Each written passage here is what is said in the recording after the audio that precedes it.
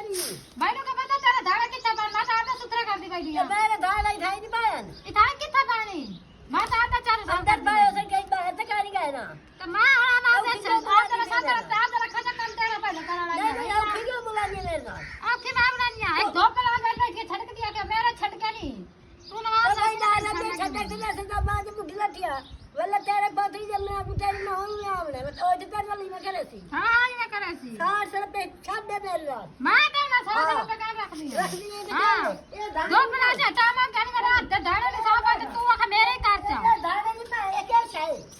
ये दाल तो सही दुनिया क्या है तो तो किताई दांत रखते लगी गई है किने दाल दे अरे सागा पड़ा ना बच्चा ने खा लिया ए दाल नहीं हां क्या बच्चा रानी बात हां क्या दांत चाल है तो मेरे हां दाल तो क्या खा ला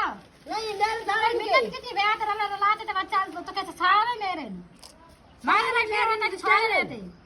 तो आधा रख रखा ठीक है मेरे साइन थाले शांत बड़ा थोड़ा